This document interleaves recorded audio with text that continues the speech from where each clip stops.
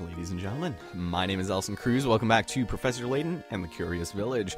We just finished off procuring a couple of rooms for the night. Yeah, something we should have done at the beginning. And now we're going to go ahead and resume the search for Miss Claudia, which, as Deke said, was westward. So over here, we've got a couple new characters we'll be seeing a little bit later, as well as here.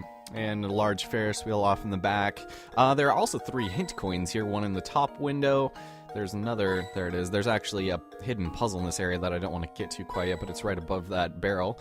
And so, you notice this very strange looking man. This man is the bane of everyone's existence. Oh, I have just had it this time. I think I'm going to explode like a water balloon filled with Brooklyn rage. We've got Polly here, and he is a very angry fellow.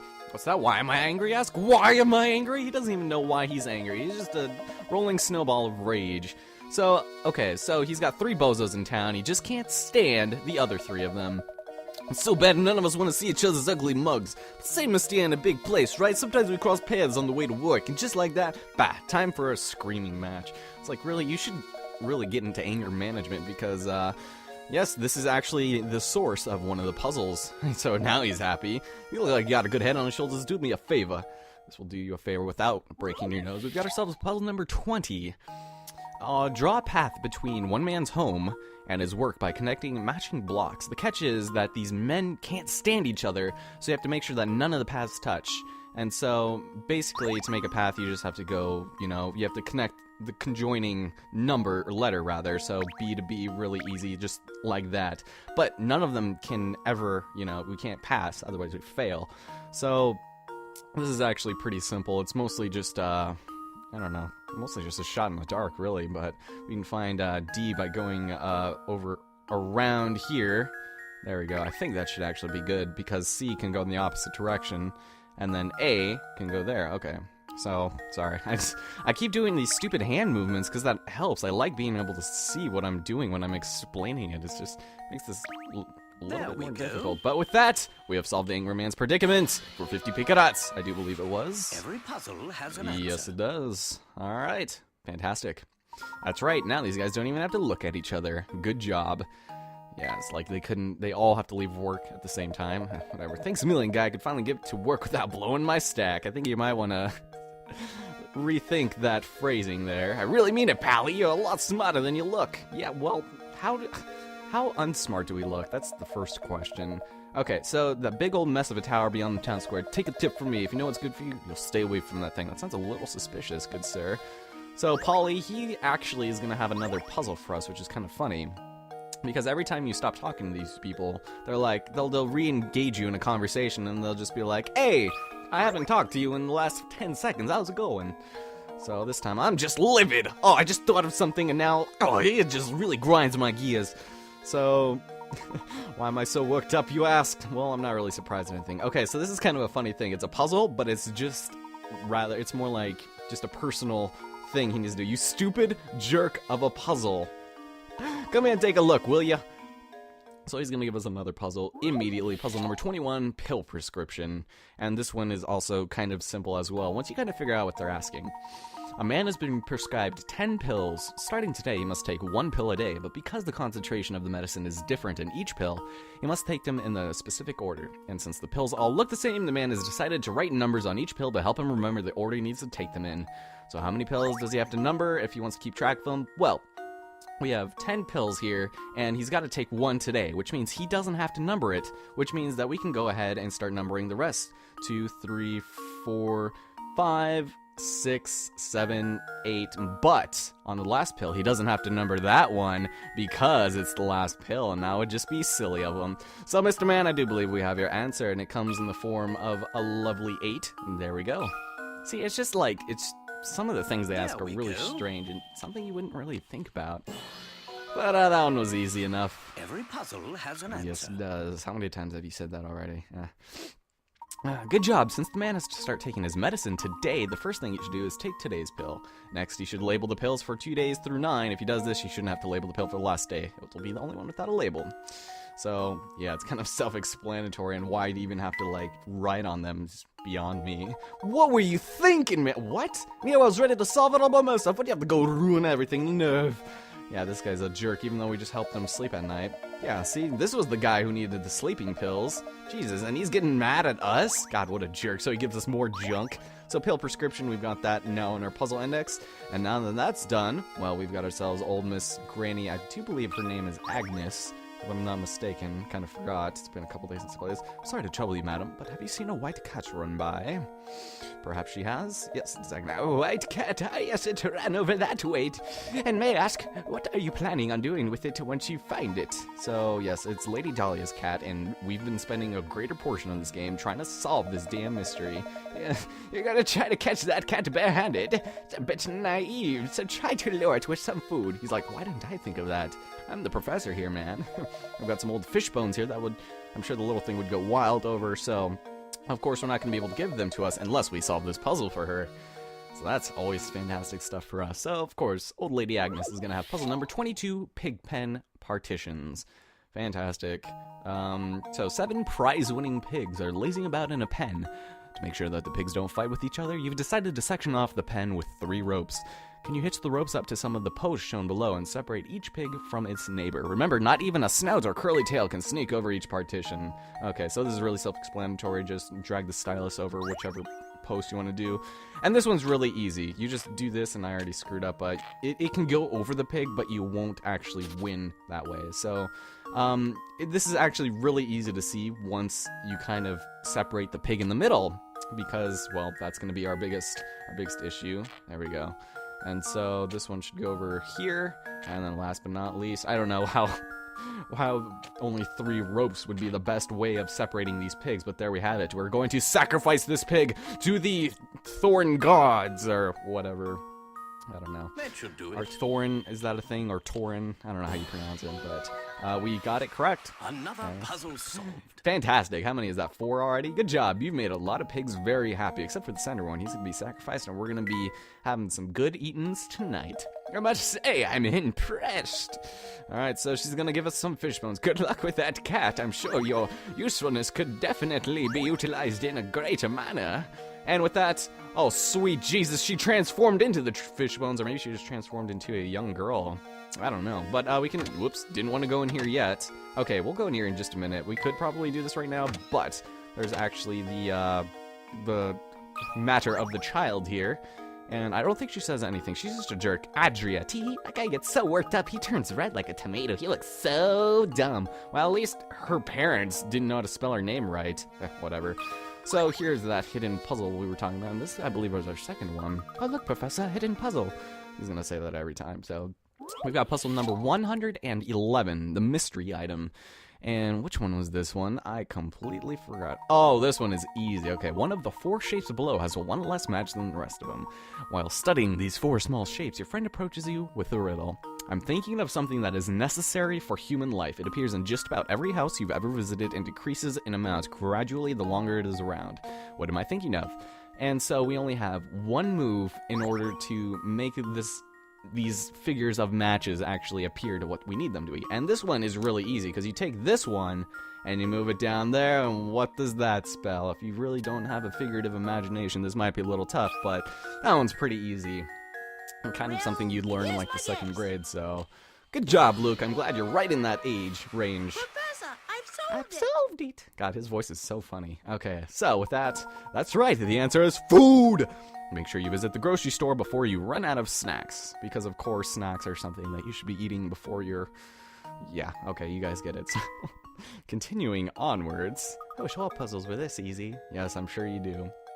So we got mystery item in our puzzle index. I don't see some of these. I don't see why you would want to replay, but I don't think. Okay, we have to talk to this guy a little bit later too. So just what is the golden apple? The name can make a guy hungry, which makes the guy mad. Yeah, he's not going to say anything else. Let's get in here, and now there's a couple of things we can do in here. First of which is, well, there it is. All right, wasn't sure where it was there. And there's 2, and then the 3rd one should actually be, I think, oh, this picture. Okay, cool. So we've got 2 figures in here.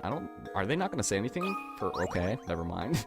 I guess we can just talk to this guy. I wanted to see him do things. Oh, this guy. This guy's name is Crouton. Well, if you're looking for a warm meal and a hot cup of tea, you've come to the right place. Strangers should be so empty if the food's as good as you say. Ooh, ooh, he's like, hey now, boy, no need to be snippy. It's not my fault that Gordon Ramsay had to get all up in my face and say this place was infested with roaches. So, of course, that's going to be his go-to answer right there. So where would I prepare food for the rest of the day? That doesn't make any sense. Oh, and speaking of preparation, I got myself a little problem on my hands. You see, my parents, they were dumb enough to name me Crouton. And I've just been getting bullied from the guys down the street for the rest of these years, and whatever.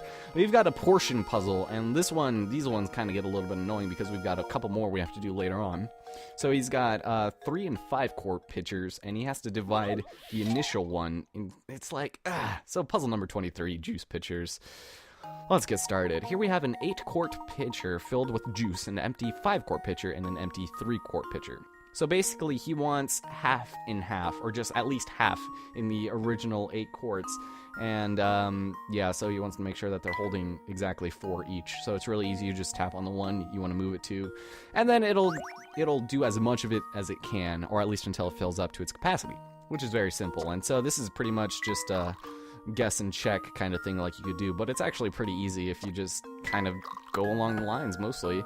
Alright, so let's go stick this one back in there. So now that we have 6 and 2, and now that that's done, we can actually go ahead and take number 2 and stick that into 3, and then we can do this as well. There it is. So that's 5, and then we need to fill it up one more so that we have 4, and then the 3 and the 1, and then we're good. See, it's easy. That should do it. I don't know. Maybe we're a little bit above this in terms of relative intelligence, I guess. Well done. If you keep at it long enough, you're sure to come across the solution. The shortest possible solution requires 7 moves. I'm not 100% sure where I was on that one. Probably in like 8. So yes, liquid distribution, something that's been around since the dawn of the Japanese times. So yeah, we got that. So that's how it's done. Gee, I wish I learned about this in elementary school. Boy, do I look dumb. I shouldn't have been skipping all those classes from being bullied, being called Crouton. And so he gives us more trash. More trash for us. That's fantastic. And we got juice pitchers. Very nice. Pitchers. Oh, God. Just feels like somebody with a speech impediment trying to say pictures.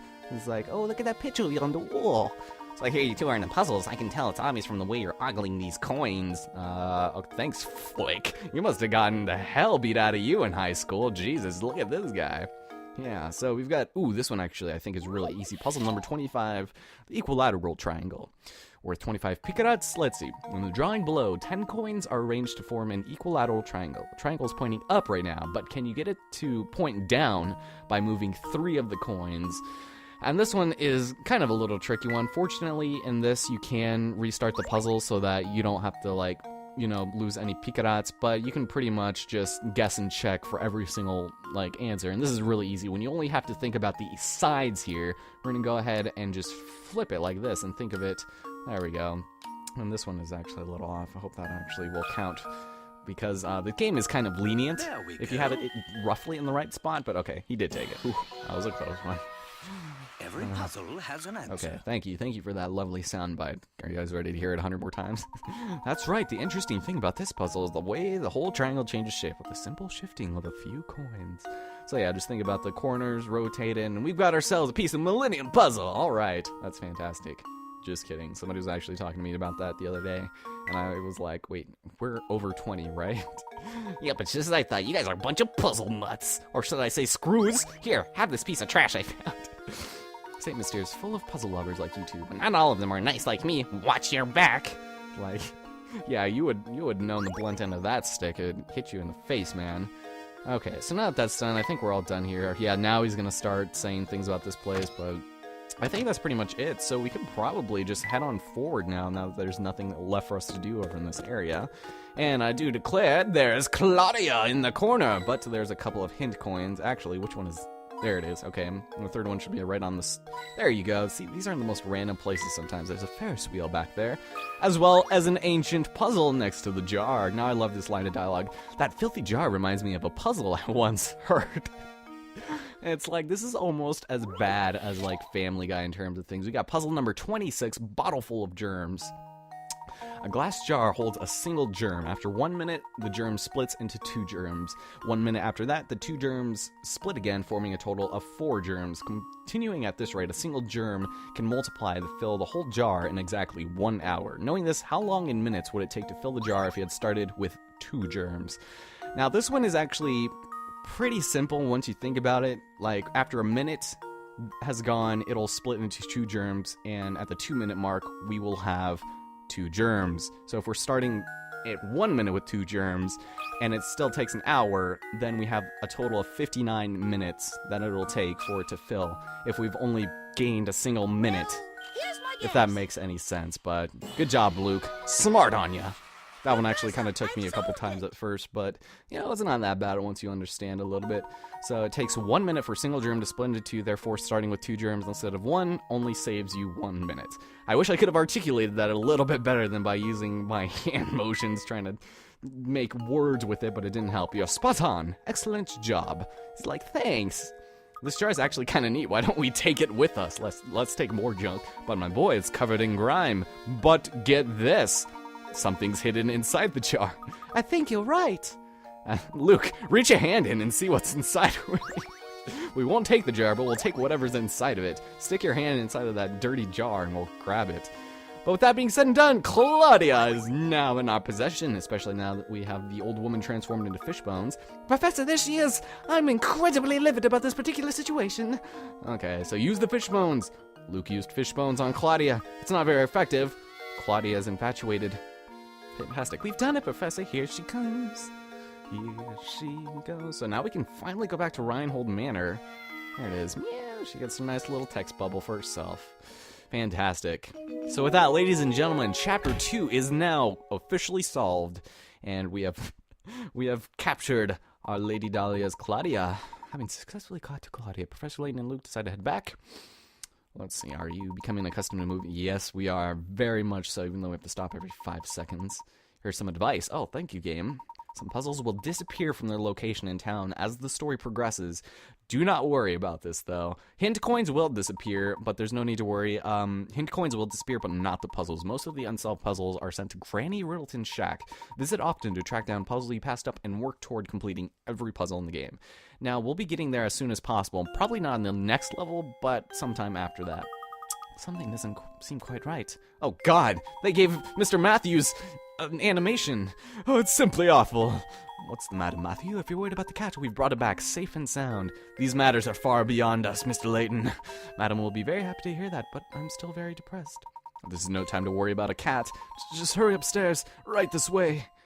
I wonder what's gone. Oh, God. So you're the famous Professor Layton, then? Look at my fabulous mustache. The name's Chelmy. Inspector Chelmy. I'm the inspector on this case. Well, I'd hardly call it a case if this is about Claudia. We brought it back safe and sound. I mean, this is just ridiculous. I know it's a cat. Oh, all right. Oh, Claudia, my baby. Mama missed you so much. So, of course, that's all she cares about right now is a dumb cat. What's this cat doing here? Why on earth would you bring an animal onto a crime scene? Have some sense. We were out when this crime took place and don't know what's going on. Wait, this is a crime scene? Yeah, fill us in, Miss Chelmy or Kelmy or however the hell the game wants to pronounce it. There's been a murder? A man was killed here? What? Who was murdered here? The victim was a resident of this address, one Simon Reinhold. Oh man, she just got real. Simon was... Approximately 2 hours ago, I received a report that a man had collapsed at Reinhold Manor. Upon arrival at the scene, it was apparent to me that Simon was already dead. I see. And the cause of death, of course, watch this, he doesn't. I'm currently conducting an investigation to look into it. I'll just let you know right now, Mr. Layton, I'm looking at you as a potential subject as well. This escalated quite quickly, if I do say so myself. And so, okay, it's classified information. Speaking of the details, who placed the call to the authorities? Yes, who did that? Are your ears clogged? You deaf? Didn't I just tell you these details are classified? Look at my extremely thin arms and my extremely broad shoulders. Do these not deceive you? Whatever, so he's gonna ask for some statements. Let's make this clear. Under no circumstances is anyone to leave until I've talked to everyone. Oh man, you guys. So, that doesn't sound very good for us. Next time, on Professor Layton in the Curious Village, we'll delve deeper into this murder. Hopefully see who's the perpetrator, alright? See you guys then.